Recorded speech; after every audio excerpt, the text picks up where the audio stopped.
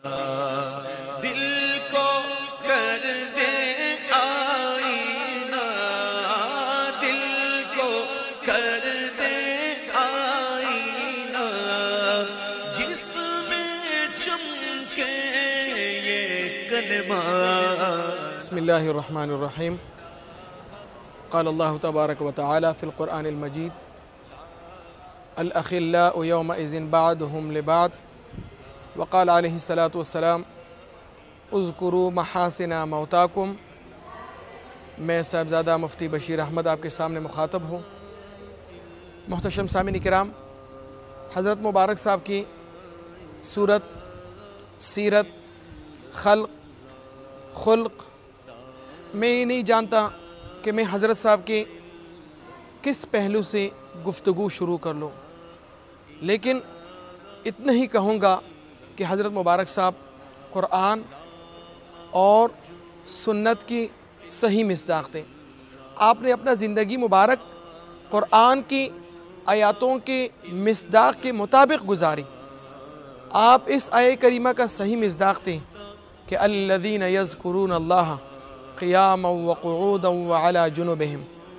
آپ کو جب بھی ہم نے دیکھا، جیسے ام المؤمنین عائشہ صدیقہ عفیفہ رضی اللہ تعالیٰ فرماتے ہیں کہ جب سے میں نے ہوش سنبھالی، میں نے اپنے والدین کو دیکھی کہ وہ پورا عمر ذکر اور اذکار میں اور اللہ جل شانہ کی دین متین کی سربلندی کے لیے ان میرے والدین نے کوشش کیا۔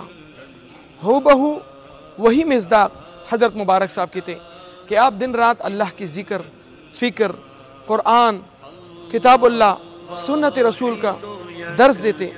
آپ صبح سے لے کر شام تک جتنی آپ کے معمولات تھے، فجر نماز کے بعد، ظہر نماز کے بعد، عصر کے بعد، مغرب کے بعد، عشاء کے بعد، آپ نے احیاء دین کے لیے کام کیا، حضور صلی اللہ علیہ وسلم کی دین متین کی خدمت کے لیے کام کیا۔ آپ نے پورا عمر حضور صلی اللہ علیہ وآلہ وسلم کی احیاء دین، حضور صلی اللہ علیہ وسلم کی سنتوں کو زندہ کر دیا، اور آپ کا آخری وقت کا یہ پیغام تھا کہ میرا دل کا خواہش یہی ہے کہ میرے جتنی حضور صلی اللہ علیہ وسلم کی امت ہیں وہ تمام کے تمام حضور صلی اللہ علیہ وآلہ وسلم کی سنتوں میں اور حضور صلی اللہ علیہ وآلہ وسلم کی احیاء کی سنت میں رنگ جائیں اور حضور صلی اللہ علیہ وسلم کی احیاء سنت ہو جائیں۔ لا الہ الا اللہ، لا الہ الا اللہ۔ آپ نے ایک لحظہ، ایک آنکھ جھپکنے کے مطابق آپ نے اللہ کی ذکر کے علاوہ زندگی نہیں گزاری۔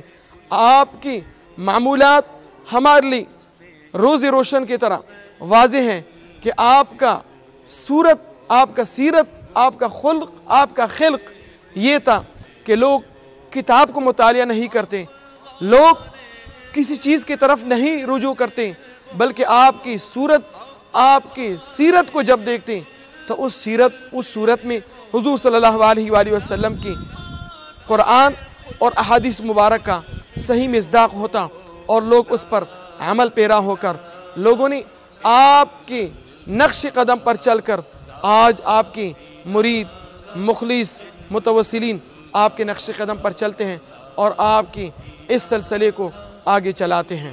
سلسلہ عالیہ سیفیہ۔